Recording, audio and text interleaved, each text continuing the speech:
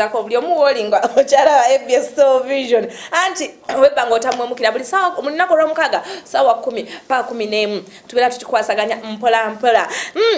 ngenda genda wewe no mwana mwala bamwita Wema Sepetu ex girlfriend wa Diamond Platinum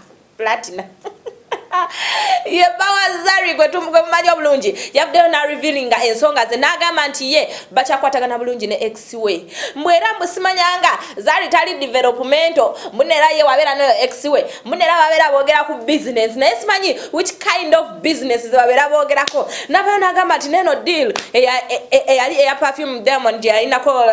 sometime back mbwera oyo muchala ye yakola ki ye yajimuletera kwe gaba yabdeyo na lage ensonga ze nga twagira dala nti Zari that sogi girl in Musimanyanga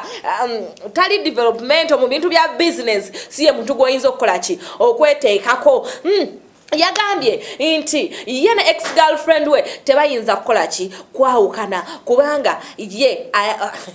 akwasaganya bulungi business era nagamba mbuye wabagenda okuberanga mu meetinga oba bagenda okogera ku business ze teyetaga bannamawulire era teri munnamawulire akimanyako era teri muntu nogo akimanyako yena girlfriend we neyo ex we bebabateesezako bibeera wakati wawe nesimanyi oba bakoma oka but I don't think so cause that come on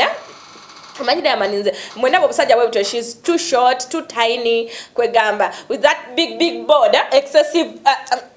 I really don't like. I don't feel that it looks weird. I think kwegamba ezo practices tezisikiriza yadda katono kale yakangabala nnyo mbidi tegumugenderako that command kale Platinum tayinza kuvira kawo ku ex Wema naye mwenyewe nyini watuuka eri ndoza bayeyanza bweyanza naga nti alhamdulillah